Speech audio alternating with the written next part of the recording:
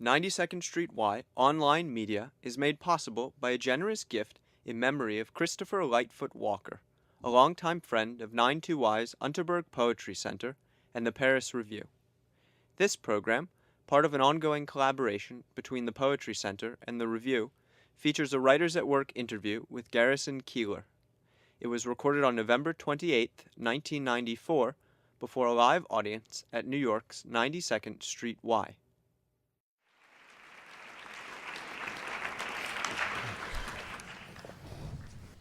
Would you like to apologize for being late? Was I late, George? No. I was waiting out on the corner for you, and you never came. Was one of us supposed to bring food, or? That comes later, in the middle of everything. Thank you all for coming. This is part of the Paris Review interviews on the craft of writing, which started way back in 1953. The first interviewee being E.M. Forster. And the interviews have appeared in the magazine, which is a quarterly, ever since. And we're extremely pleased to welcome Garrison Keillor to the Pantheon. Good company. I'm glad that sales of my books have dropped to where serious literary journals now take an interest in me. Well, fortunately, we had to wait a long time, Garrison, for that to happen. I had to build up equity, George. At the end of the... We'll talk here for a while, and then, of course, you, the audience, are welcome to ask questions. One would assume that we would want to have them on the craft of writing rather than on topical issues, such as whether Garrison likes pataki or anything of that nature. And, Never tasted it in my life. what do you think of pataki? No. You can talk about him if you'd really like to. I don't know if you're a friend of his or not, so... Well, the first question on my list here is, first of all, is the process of writing pleasurable for you? Well, I'm thinking back to when I last wrote. It's been several weeks. See, I do some of my writing for pleasure, and then I do other writing for a deadline. And it sometimes is pleasurable, but it doesn't have to be. You still have to do it. I write for a radio show that no matter what I do will go on the air every Saturday at 5 o'clock Central Time. And in writing towards this deadline, which has remained the same for me for 20 years now, I find that I can only get up adrenaline as I come closer and closer to the deadline. I used to get up a little adrenaline on Tuesday, and now on Tuesday, Saturday afternoon looks very far away. It's like it would be like planning for next Christmas, and so now it often isn't until Friday morning that I really start to feel that deadline and feel lashed by it, and that gets me going. It often isn't until Saturday at noon that I remember I have to do a story about Lake Wobegon, my hometown, and it has to be about 20 minutes in length. This comes out to be about 4 or 5 pages of single-spaced copy. I have to be at the theater for a rehearsal at 2:30. Sometimes, as tonight, I can stretch this a little bit. So that's not pleasurable. That's an act of character. Have you ever arrived at 2:30 on a Saturday with nothing on the pieces of paper at all? I've arrived with notes on a piece of paper, notes that don't make nearly as much sense to me as they had an hour before. So compared to this sort of writing, which is done in terror, the other kind of writing, sitting around on Monday and Tuesday morning and just writing a poem or writing a column for the paper can always wait a few more days. That's pretty easy. What was your question, George? No, you were doing fine. During this time from Tuesday until Saturday, there must be a part of your brain that is working on what you are going to put down. What is the genesis, let's say, of a particular piece? Can you describe what that's like? Well, sometimes, you mean the Lake Wobegon stories? Sometimes they have a genesis, and other times they simply consist of necessity. I did a piece a couple of weeks ago actually a month ago for Halloween, which was my opportunity to remember all of the ribald pranks that were played in Lake Wobegon just before I came along, that I never was able to participate in. They were pranks that existed for me only in stories. And they were stories that we only got fragments of when we were children, because, of course, our parents wanted to make a moral example of their own lives, and so their stories were severely edited. So I was able to reconstruct this from remembering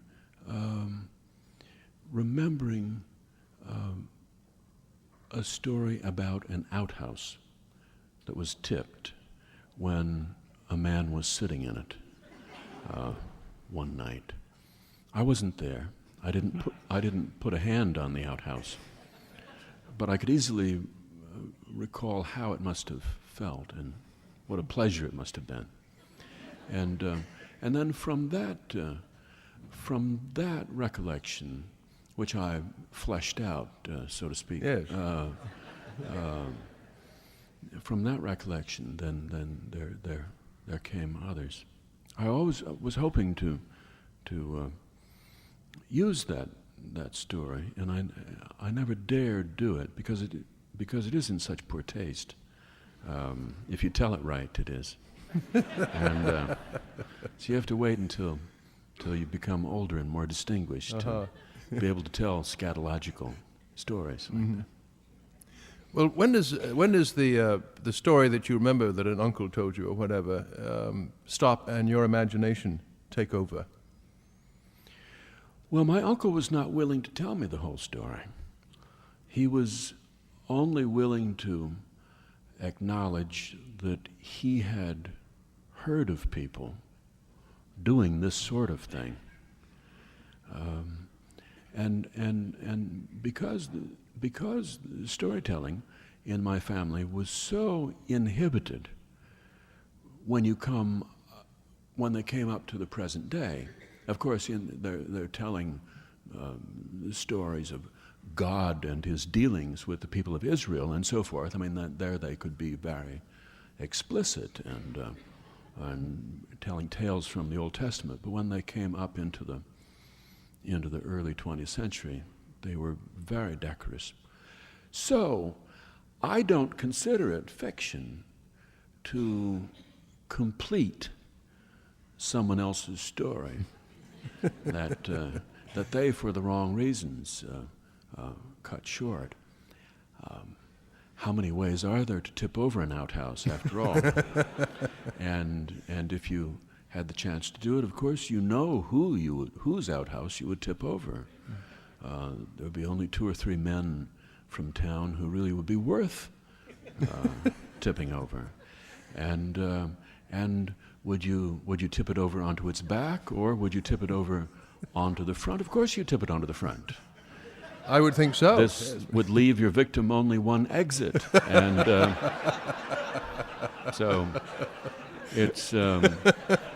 I don't consider it fiction. I feel as if it's more like working out a theorem. You know.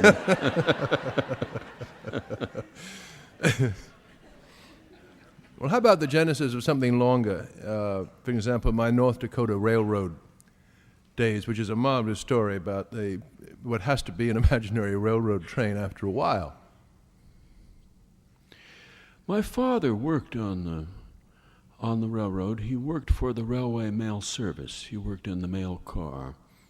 And he did a run between St. Paul and Jamestown, North Dakota, where he would lay over and then ride the train back. The trains were very romantic to me as a boy growing up in Minnesota. You could hear their whistles from miles and miles away, and I wanted to write a story about a train, but I had ridden on the very greatest trains, the Burlington Zephyr, along the Mississippi down to Chicago, and the North Coast Limited. And so I needed to write about a train that was even greater than those trains, a train that was the train those trains were trying to be. And this was the Prairie Queen, which rode across North Dakota, a state with not many other assets or attractions, but a state in which it was possible to set a track straight for hundreds of miles without hitting anything that couldn't easily be removed. And so I think that story began from my father's experience as he told it to me, and then I added the other things, the passengers trolling for fish from the rear platform of the parlor car in the Trans-Dakota Canal, and the billiard table where they enjoyed a good game of pocket billiards, except on one curve called the Debs Transit, which tended to redistribute the balls.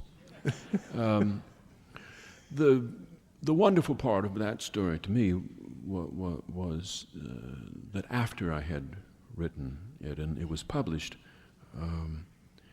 it was republished then in North Dakota. It originally had been in the New Yorker, and it got republished in a magazine for railroad old-timers. And it drew a number of irate letters from old-timers who couldn't recall any sort of train like that at all, and didn't know why the railroader would be publishing that type of article that was so factually incorrect. When people take what you've written as the literal truth, there is no greater compliment. It's hard to know what to say to them, but I take it you did not write back to the Railroad magazine. No, I don't think I did. I think I clipped out these irate letters and framed them, and I lost the address. I wanted to know if you're being considered a a humorist, are you constantly aware that it's time to come up with something as clever as you've just described, or to be comic in some way? No, I think that past the age of 30, I don't think there's any obligation to be clever at all. I think that all of one's cleverness lies heavily on you when you're in your 30s, and after that, you I think are supposed to settle down, be a good person, raise your children, and be good to your friends, which you may not have been when you were very clever, and try to atone for your cleverness. And then, of course, if something should happen to leak out, you make the best of it. But I don't think there's any further obligation. I think that you're only obliged to be a humorist from maybe the age of 18 until you turn 30. After that, you should try to be something else. Yeah. So you're not really aware of an audience as you write, that you have to entertain in some way? Or do you have an audience in mind, that's perhaps a better way of putting it? I have an audience that listens to A Prairie Home Companion, and I am obligated to do something for them in much the same way as you would be obligated to clean your house and make some food if you had people coming over at 7 o'clock. It's really about that simple.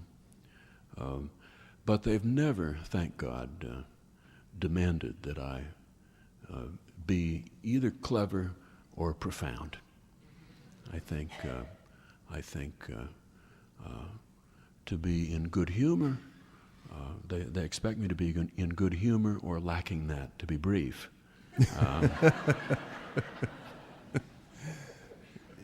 Do they read The New Yorker? The audience for the radio show? Yes. No, I don't think they do. They've never mentioned it to me that they do. I think in the old days they felt bad that they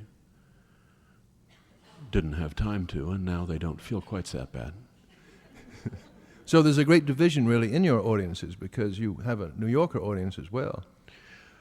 Well, I'm not sure. I mean, I don't write for the New Yorker, so whatever New Yorker audience I have is now somebody else's audience, is now an audience for stories about O.J. Simpson and for whatever else they're publishing. The New Yorker is part of an earlier and more clever period in my life that I have stepped away from. Well, you once wrote about it as being an immense glittering ocean liner off the coast of Minnesota. So it must have had an enormous impression upon you at one time. It's moved off the coast of Minnesota, though, and it is now firmly anchored off the coast of Staten Island. Have you informed them of this? Yes, I in my own way, I did.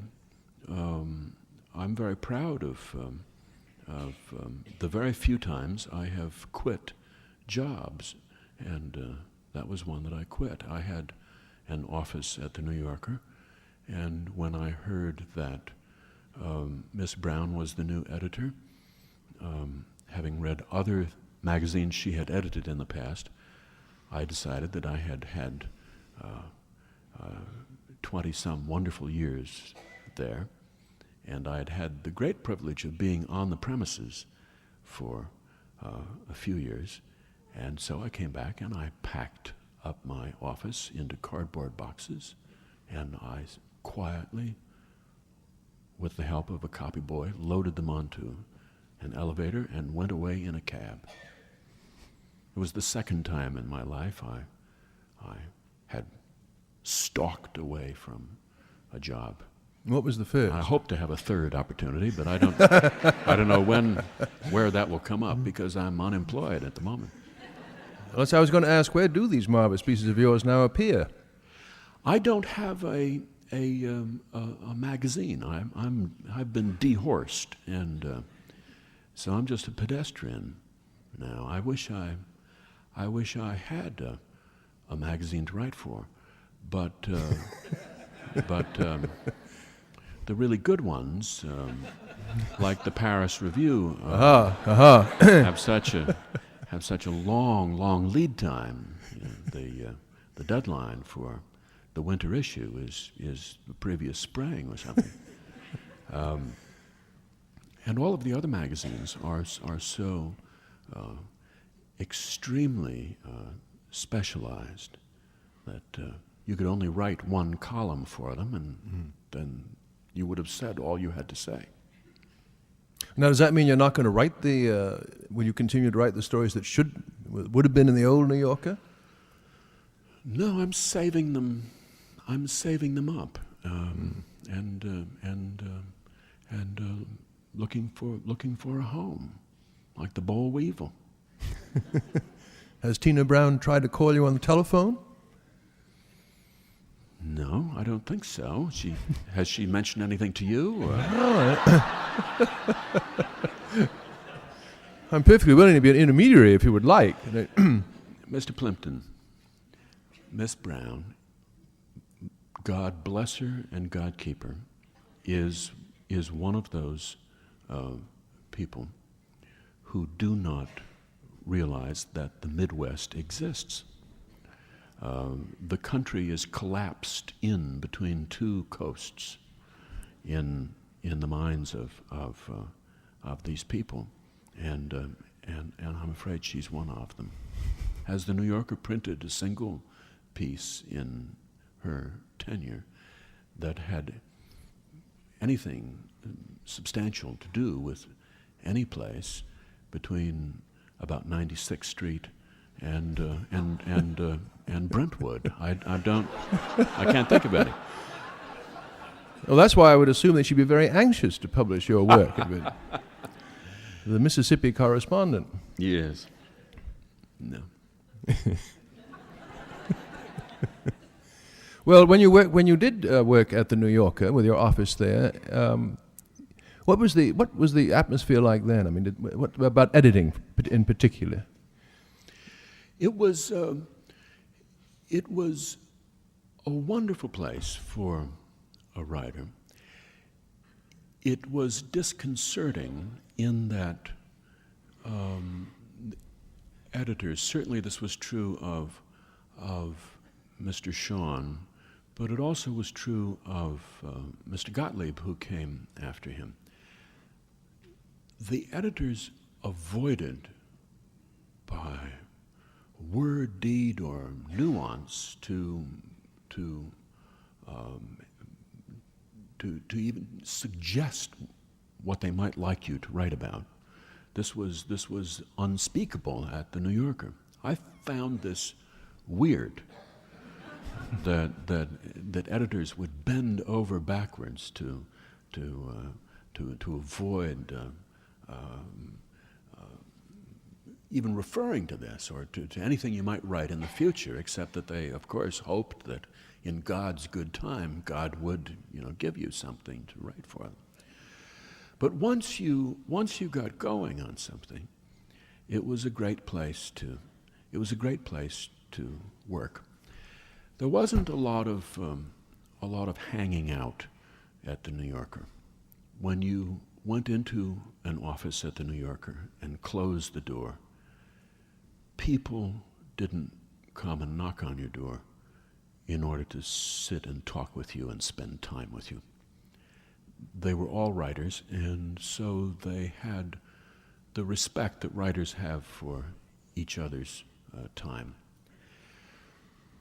When you finished, then you got to run up a couple of flights of stairs and stick it on somebody's desk, the managing editor, who at that time was Charles McGrath, and you'd walk slowly down to your office, and he would tell you within half an hour if they liked it or not.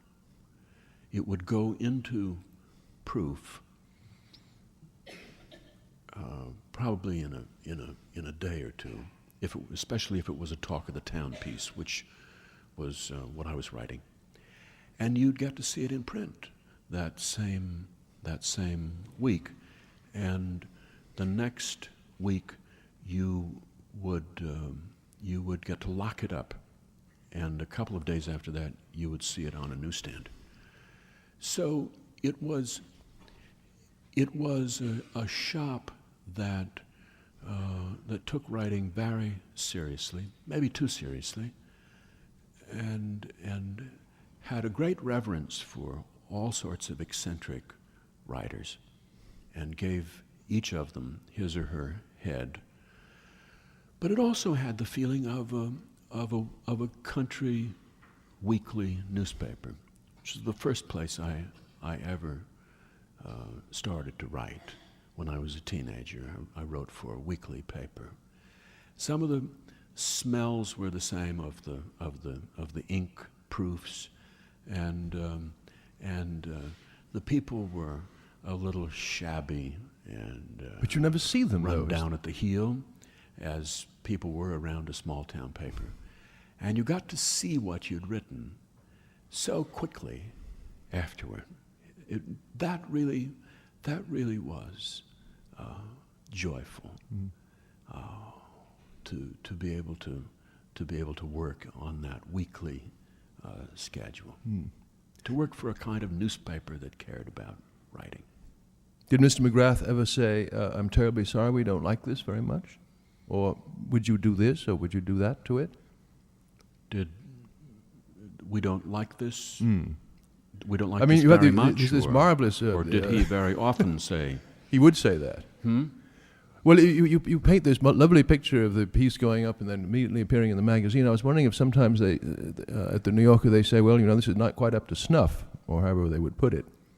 Well, you see, though, when the New Yorker turned down work, they turned it down in such an elaborately gentlemanly way, making apologies for their own short-sightedness, and undoubtedly it was their fault, but somehow, for some reason, this fell short of the remarkably high standard that you, by your own work, have set for yourself.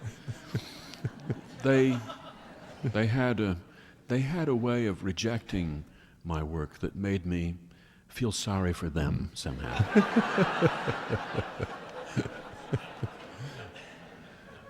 How easily did the talk of the town pieces come to you?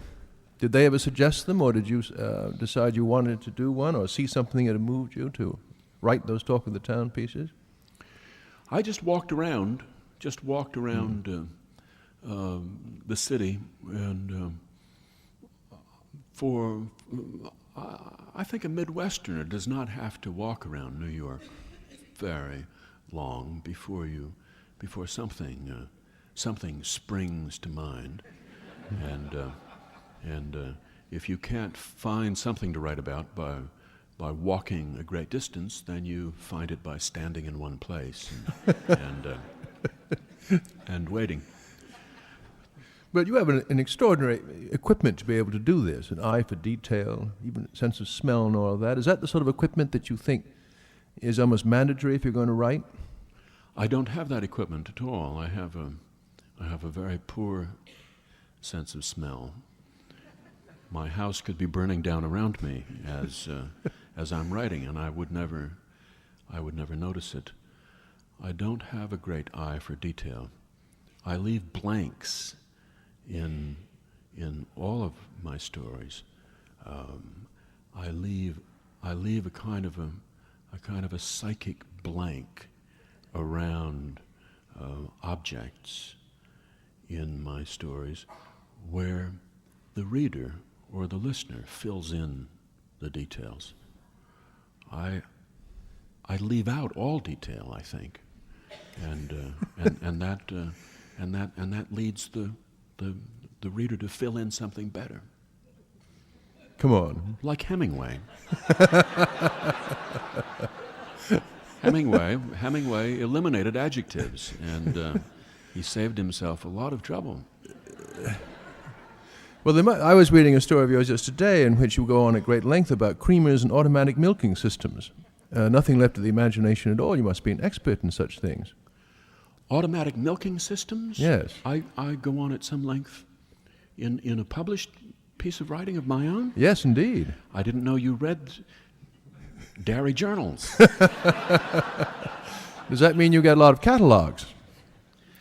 But No. it's true, isn't it? I mean, all the Woebegone pieces are marvelously full of detail about what's in a barber shop, what is here, what is there, what are in the store windows.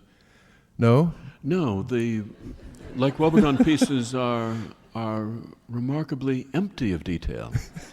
They are like 20-minute haiku. They're absolutely formal and detailless, and this is what permits people who grew up in Sandusky, Ohio, or people who grew up in Honolulu, Hawaii, or people who grew up in Staten Island, for God's sake, imagine that I'm talking about their hometown. Really?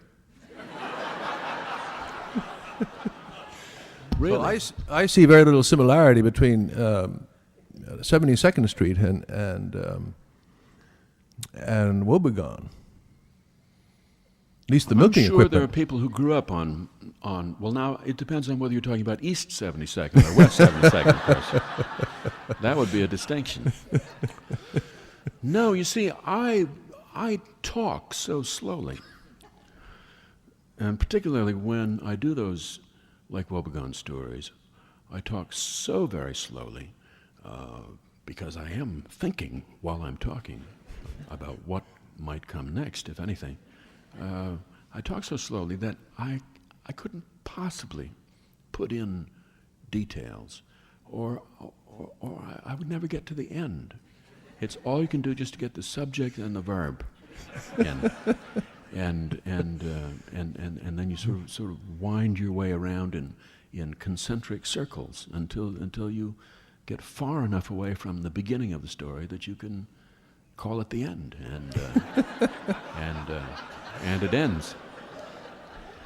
Well, I'm is it passing safe? on a lot of secrets to you right now. I know. And I can hope hardly you're wait to grateful. try them out, starting with talking slowly.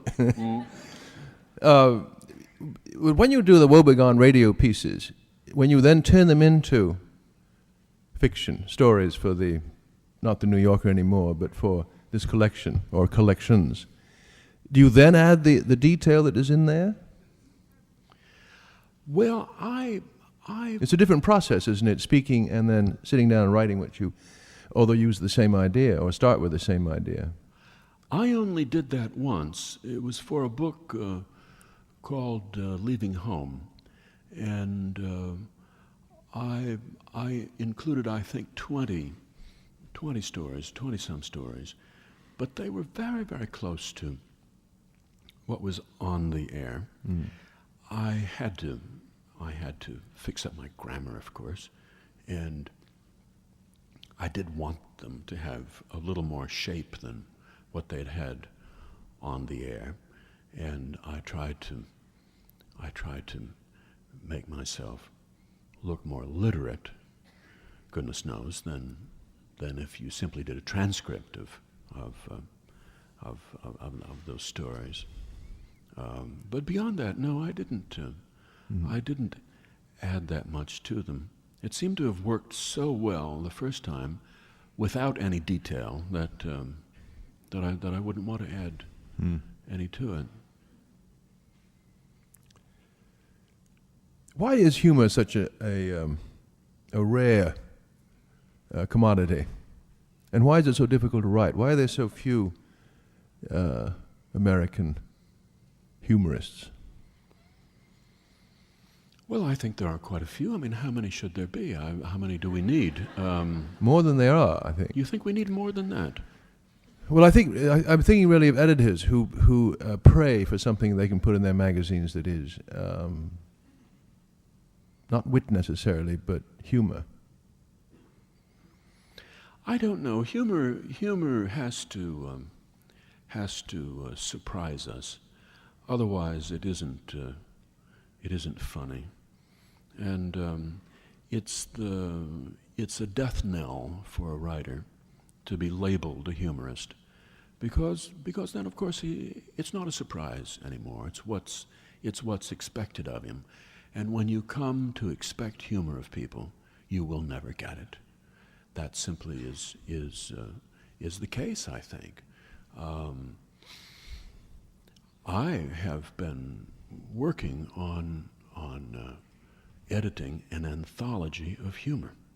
This is a hellish task, and no person in his right mind ought to do this, because what you wind up doing by beating the bushes and scrounging through anthologies and people's novels and all for humor, looking for it, demanding it, expecting it, what you do is to kill off every joke you ever come across.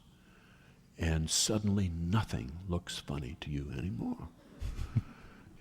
You read the beloved authors of your youth as much as you can bear to, and then you have to put them aside because they don't amuse you anymore. Not now that you're a professional humor anthologist. They don't. When you were just an innocent reader and they sprang up at you out of the weeds, then they can make you laugh out loud. S.J. Perelman was a man who could make me laugh out loud even on planes. And I haven't gotten around to reading him for this anthology yet. I dread it. I hope that he will make me laugh out loud again. I think we don't have more humorists because we really don't need them, and they're a great pain to everybody, and especially to the people who know them well. And this discourages people from going into the field.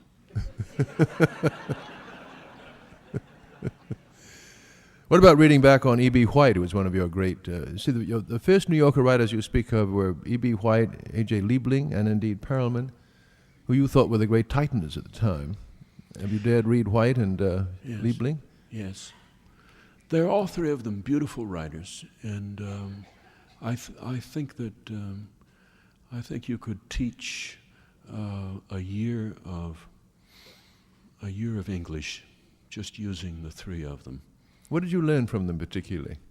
I don't know that I learned anything from them. But I tried awfully hard to imitate them, and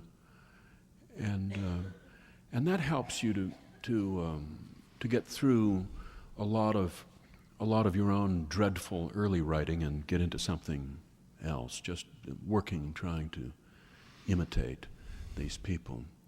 A.J. Liebling, who for years you could only find in libraries or used bookstores, now has been very handsomely reissued, most all of his books.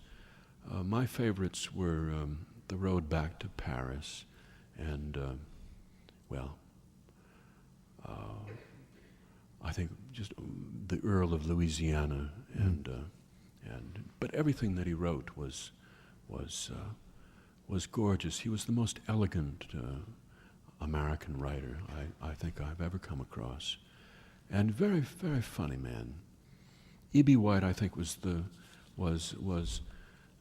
writer of our time who most perfectly mastered an informal, educated American prose style, and no one else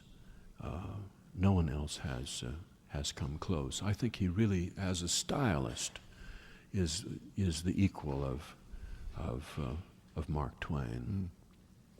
And S.J. Perelman,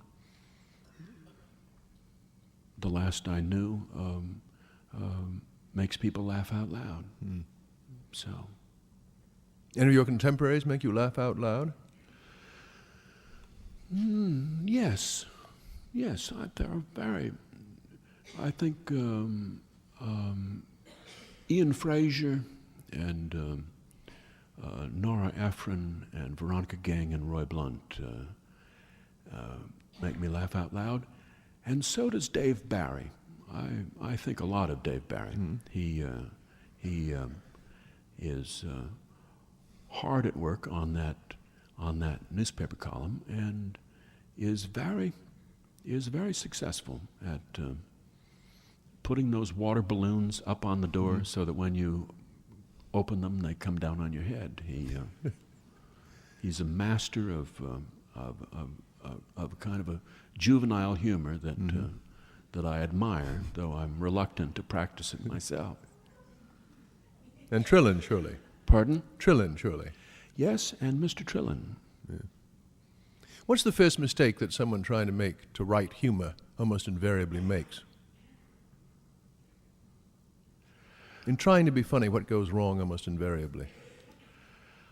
I suppose that they try to adopt a kind of a giddy tone of voice, and they try and get a kind of a comic warble in their voice, so that people will know this is comedy. It's the writing equivalent of a clown suit, and it doesn't work as well in writing. Very a kind of a high arch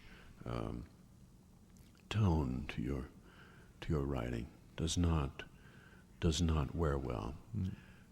Humor in writing needs to come in under cover of darkness and be disguised. It has to surprise people. You don't want to get that sort of kodoing sound in your writing. That boing that gives you away.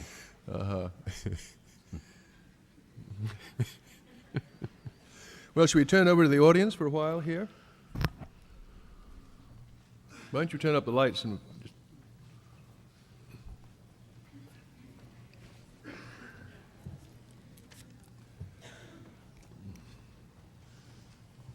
Oh, I'm told that there are 2 microphones, but I just think you can speak from your seats and we can hear. Any questions? Oh yeah, there are some microphones here if you'd like to come down to them.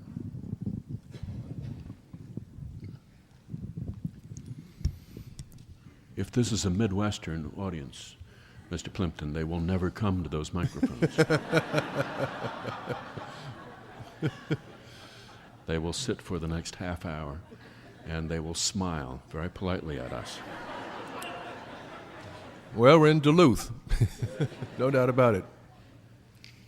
There's one.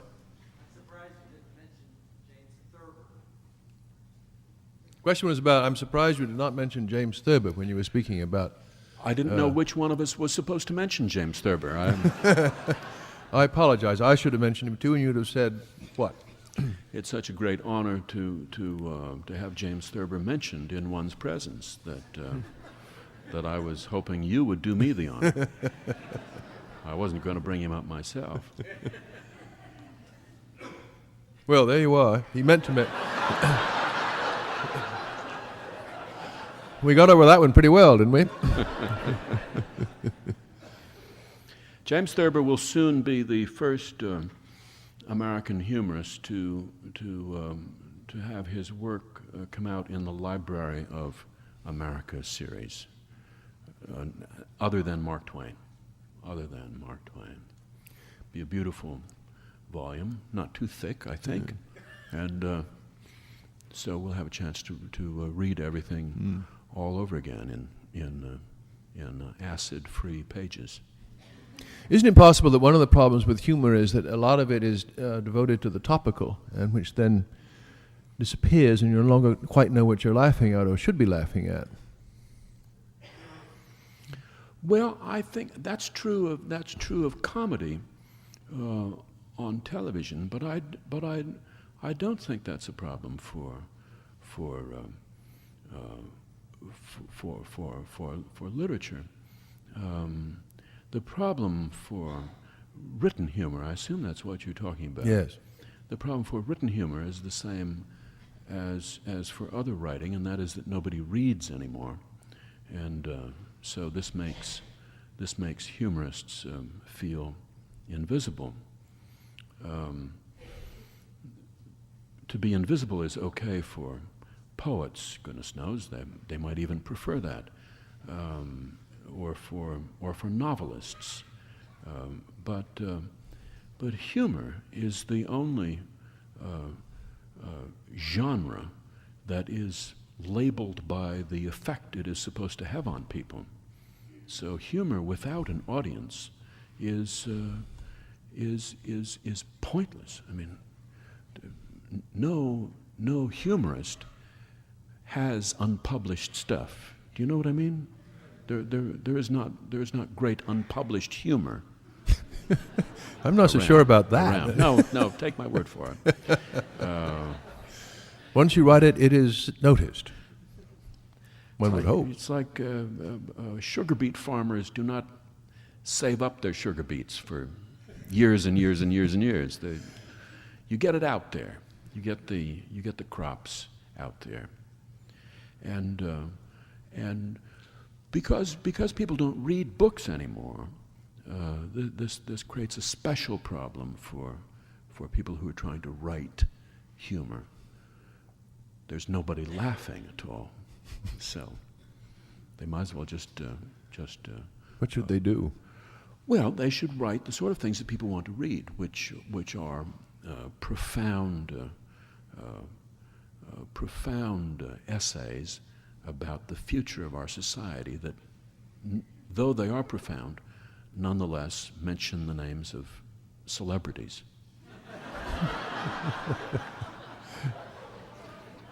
Have you tried this yourself?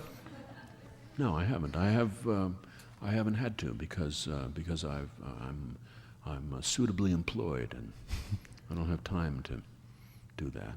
There's a man standing by that microphone, and yes, either he's a friend of yours or he has a question. Thank you for observing. You have a very observant eye. I just want to say thank you for having wended your way through the traffic to get here and having made a delightful presentation. Talking about books reminds me of how busy I was in commuting. We used to live in Westchester, and I would delight in listening to your tapes about Lake Wobegon, where men are strong. That's not very far from Westchester down here to be. I get about 30 minutes, and it was like one side of one of your tapes. It took you 30 minutes, really? Anyway, where men were strong, women are beautiful, and children are all above average. That's right. And I think that will forever live in my memory as a kind of delightful portrayal of what life in Lake Wobegon must be like in terms of the population there. But I wonder, humor is one of my favorite hobbies, so to speak, and I enjoy telling jokes and listening to other people's jokes. And I just wonder if you have a favorite joke, if you'll forgive my attributing jokes to humor and to your writing, but just curiosity piqued my interest. There was a man sitting on his front porch, and the pastor came by, and they sat and talked about theology for a little while. And the pastor asked the man if he believed in infant baptism. And the man said, "Believe in it? Hell, I've seen it done." Thank you very kindly.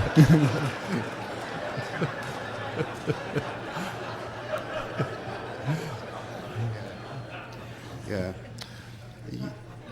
You have the most interesting dogs in Lake Wobegon, especially the dog from the back alley who watched television for 16 hours, and the other one who waited for, I think, 2 years to wait for the guy who did him in. Do you really have those most interesting dogs in the Midwest? No, I think our dogs are much less interesting than New York dogs. But Will you do more I think dogs that in New York dogs, like so many people in New York, have so much interesting in their lives that they never have time to to weigh it and to think about it and to make it into a narrative. Whereas in Lake Wobegon, a dog might have only one or two really interesting things happen in his life, and he'd have the rest of his life to tell about it. 2 more dog stories. Yes, right. Yes. I was a one-time immigrant from the upper Midwest to Brentwood, and as you were talking about the lessened popularity of reading, I've wondered if you'd ever imagined seeing some of your stories filmed, if not for Hollywood, possibly for PBS, or if writing in the format of a screenplay captured your imagination. Well, I have been out to Los Angeles twice to talk to people about making Lake Wobegon into a film or a television film. Both times at their invitation, not mine. And when I got there, I was astonished both times that the people I was talking to, though they were executives with impressive titles, were both much younger than I, and had never been to the Midwest. I think they'd flown over it, but the movie was showing during that part of the trip. And it's customary for someone from the Midwest, and especially someone with my upbringing. It's customary for me to begin any sort of business conversation like that by attacking my own work and by declaring my own unworthiness and the unworthiness of the work, and pointing out all of the problems that would be involved in doing this, and how probably we would do better to avoid this from the beginning. This is a kind of a ritual false modesty that was drilled into me as a child, and I'm helpless to avoid it. And I do it so well now at my age that I convinced them both times that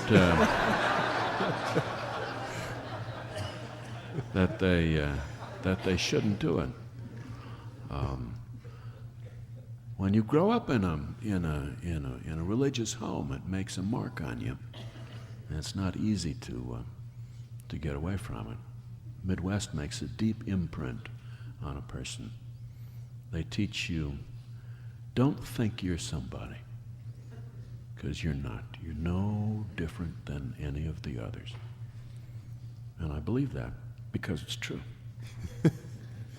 Did you spent a couple of years in abroad in Copenhagen? Yes. Did that change anything about your outlook or your habits or your view of things? Well, you learn a great deal about yourself living in a foreign city and working as hard as I had to work to learn to speak Danish. I had to work very hard because the people I met in Denmark, until I had been there for a while, when I had been there for a while, I began to meet a few people in the countryside and some farmers who were really interesting, and you could really learn Danish speaking to them because that was the only language they knew. But at first, the only people I knew were intellectuals and educated people. I would go into their homes for dinner. I would see volumes of Updike and Philip Roth and the Yale Shakespeare on their shelves. And of course they spoke perfect English, And it was hard for me to wrestle them out of English and into Danish so I could practice speaking my childlike, ungrammatical, crude Danish and improve it a little bit. I would wrestle them out of English and then into Danish, and then they'd stay in Danish, and when they talked, I couldn't understand a word they said. But I really strove valiantly to be as Danish as possible, and to wear Danish clothes, and to carry a sort of a practiced Danish look about me, so that when I walked into a shop, for example, and I said, "Good day, jeg vil gerne have en af dem, og en af dem, og en af dem," in the bakery girl would not look at me and say, "Oh, would you like one of this and one of those and one of that?" but would answer me in Danish. But I discovered in speaking Danish that Danish was warping me, that the only Danish, the Danish I knew was all about food, and it was all about love, and it was about beauty, and it was cheerful. It was unrelievedly bright and complimenting people on the food, and thank you for yesterday, and thank you for today, and thank you for the herring. It was delicious. And it was like being enrolled in a kind of YMCA of the mind, so that I could never find a way in Danish to express my natural meanness and to make cutting remarks. All of your weapons were taken away from you. Why were you doing this, to go back to that? Pardon? Why were you doing this in the first place? Because I was there. I was in their country, and so I should do the right thing, and to learn their language and to be one of them. But I couldn't. I could only be a 6'3", 200-pound 4-year-old, and So you came back? I came back. Yes, there's not much future in being that large a child, but I had a wonderful time, and I still am happy every time I go back, and I talk my head off for about half an hour every time I've been back. I speak Danish just very fast for about half an hour, and I use up all of my Danish, and then we speak English.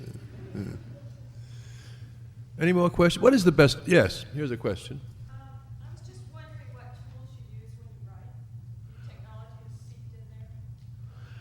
What tools do you use when you write? I use a laptop computer. There are great dangers in using computers to write, and anyone who isn't aware of them ought to be. It's a very fluid tool, and you lose some of the concentration that a percussive tool like the typewriter gave you. But I travel a lot, and I'm weary of retyping paper, and I'm intrigued with the screen and a sort of dreamlike process of writing.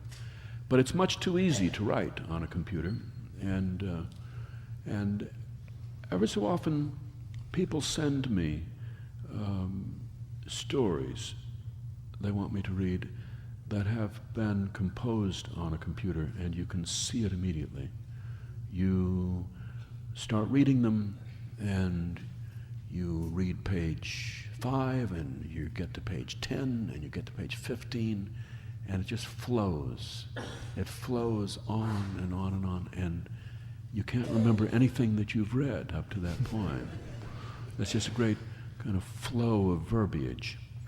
So when I use a laptop, I have to print it out every so often and then deal with it as a typescript and mark it up with a pencil. And you have to, I think as a sort of final check, you have to force yourself to read it out loud and to hear it read in your own voice. That is I think the surest detector of, I'm trying to think of a term other than bullshit. I can't think of another. It's the clearest horseshit detector is to make yourself read it out loud. You can always tell when you're lying when you hear it. Yes. Mr. Keillor, Yes. I'm in the process of reading the Book of Guys, and early on in that book, you give a story about a bunch of men who go out into the wilderness, drink a little bourbon or whiskey, and sing songs. Yes. And it was a hilarious story, but there was also a serious theme. The question is, do you use humor as a means of disguising a serious subject? Or was the story just a very light story about what's happening to men today in a modern era in the mode of, I guess, feminism? I don't recall the serious theme there. I recall the Sons of Bernie, and That's right. They're out in the woods of Wisconsin in the dead of winter, in the middle of the night, and they're standing around a fire, and the coals are landing in their hair. They're drinking bourbon out of a bottle and eating beans out of a can, and they're telling jokes, and they're singing vulgar songs, and they're complaining about women, but I don't recall any serious theme. Maybe I misread it. It might have been too late at night when I did read it. And I could have been drinking too much. But I came away with an impression as a reader, Yes. which was that you were using humor to get across a certain point, which I thought, in my drunken state, had a serious tone to it. And I was just curious, as a perhaps successful writer, whether or not that is a tactic that you do use. I'm going to have to look at that book again. And if I can look at that and find a point that I was trying to get across, I'm going to try and get that point out of there so that I'll give you my name and address, so and that then you it's can not poking contact you me. anymore. Okay. Thank you. And has found a fault in the furniture here. You don't think it's important to make a point? Yes, I think that a humorist has to what? What was I about to say? I was distracted. Someone was Make a moving point. back and forth in the hall there. If everyone would just be perfectly still, I'm sure I'd be able to think of this. I think humor has to take up everything, absolutely everything that the writer sees, and has to deal with everything. Humor is not about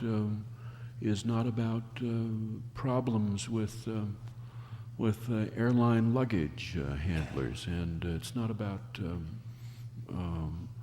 quirky taxi cab drivers. It's about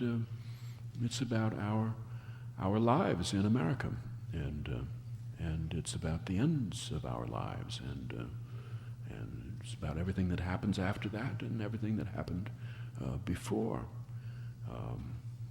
I'm not interested, and I don't know why anybody else should be interested in in making jokes about man's difficulty operating food blenders and snow blowers. It's not an interesting way to spend your life. You'd much rather go into exotic dancing or write pornography, I think would be better for everybody. But you get upset by things and write very strong, they're not editorials, but they're op-ed pieces in which you are dismayed by what you see around you, and you use humor to take a look at it, surely.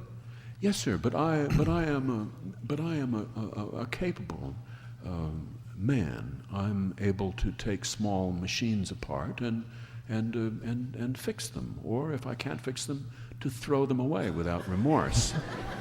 And some little problem with airline luggage does not make that huge an impression on me. And when I become irate, I hope I become irate at Republicans and not at taxi cab drivers. Yes.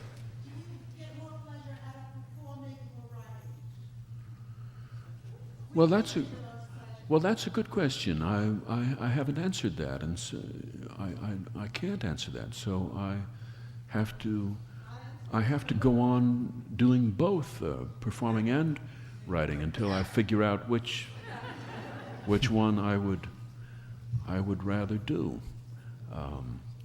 But the only performing that I do is of my own writing. I'm not an actor. And so they really are part of the same thing. Yes.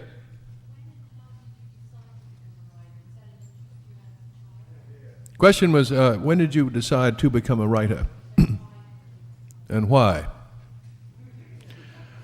Well, it was surprising because I didn't know anyone who was a writer, and I grew up in a fundamentalist Protestant family that stressed very strongly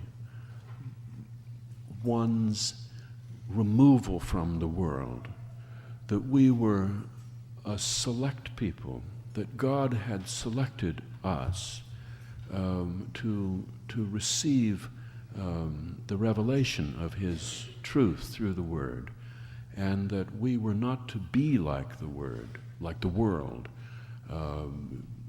Be not conformed unto this world, but renew your minds constantly through the faith.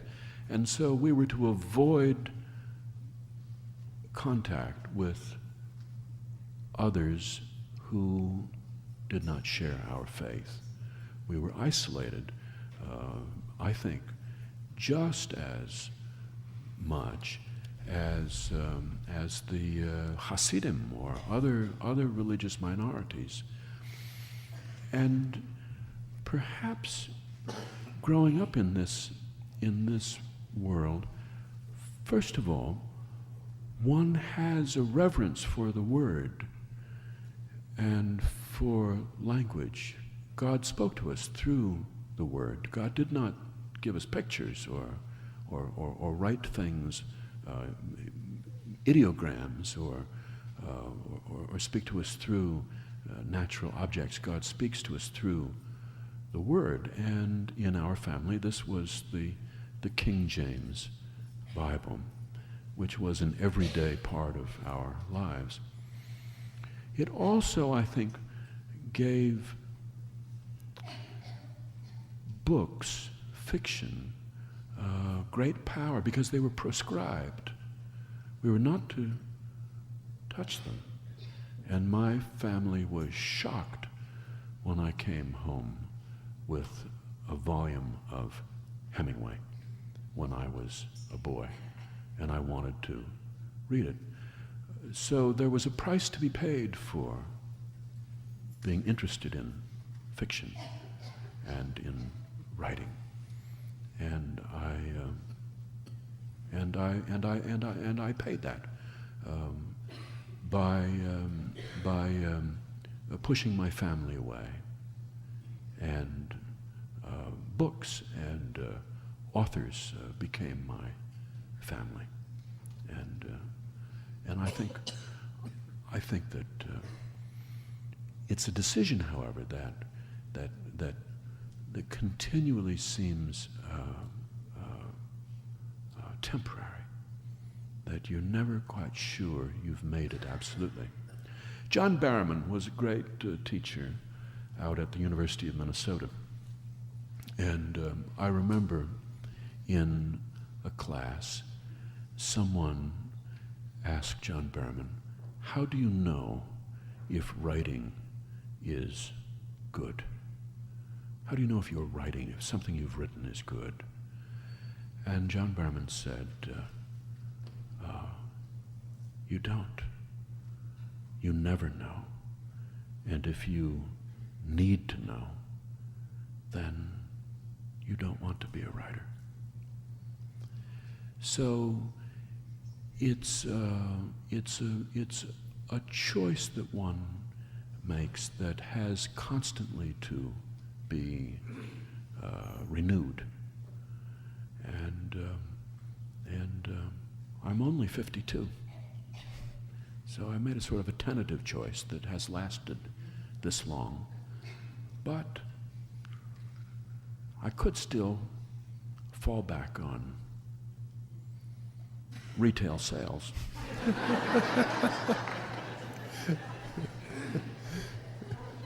Okay, one more. As I recall, there was a New York period when your radio broadcast focused on New York, and the New York humor was more prevalent or was more standard than Lake Wobegon.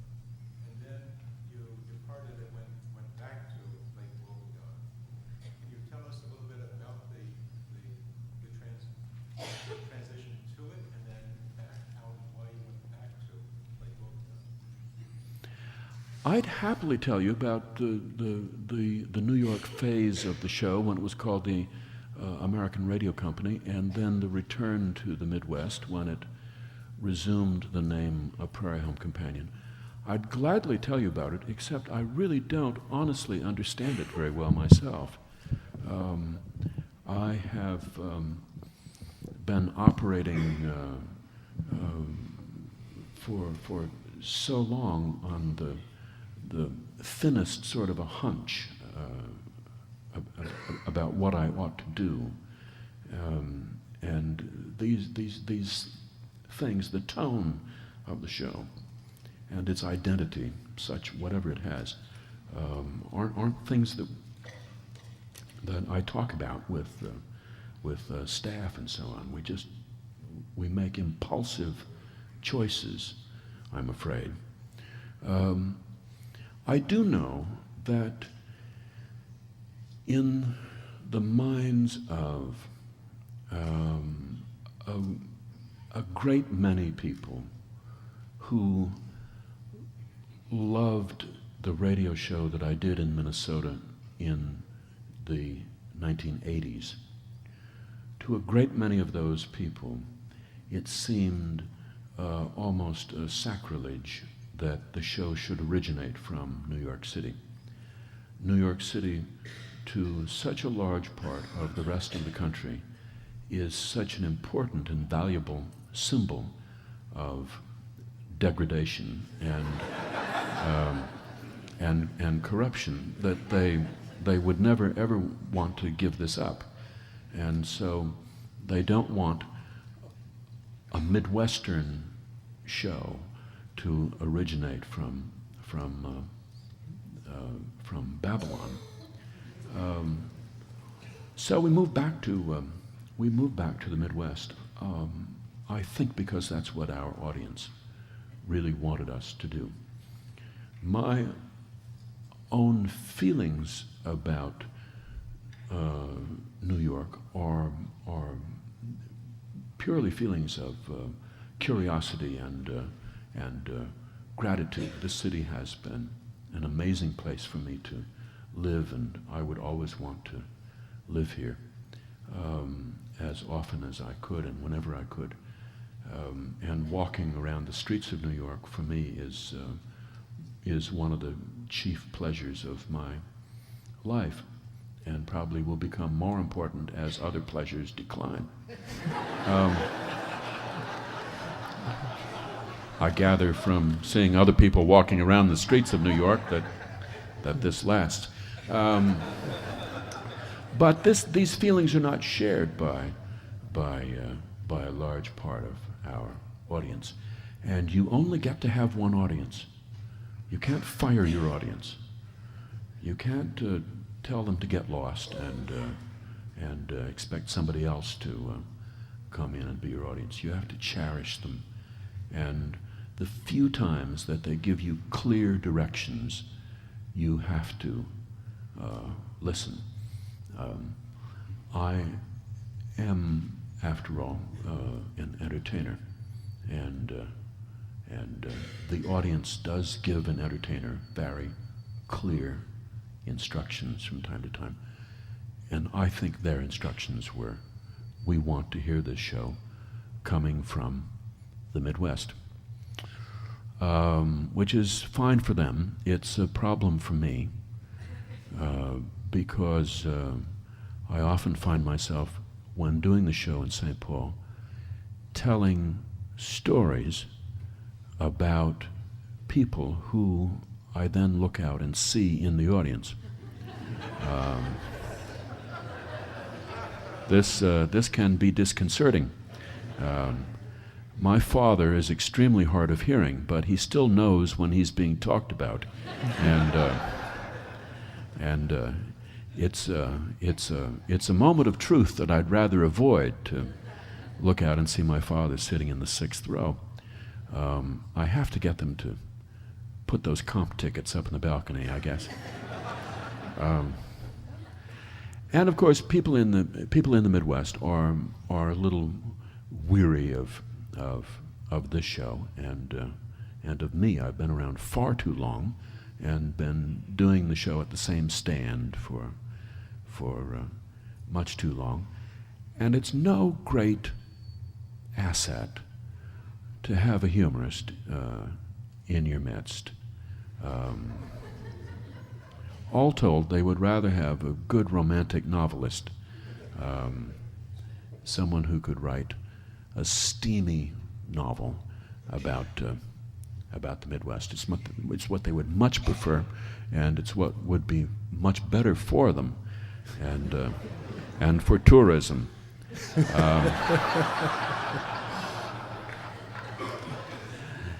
So I kind of hang on the edge of the cliff there, and try to keep going. Lutherans are a tough audience, as any Lutheran pastor can tell you. They sit as far to the rear as they possibly can, and they do not laugh. Well, thank you all very much, and particularly to Garrison Keillor for a marvelous.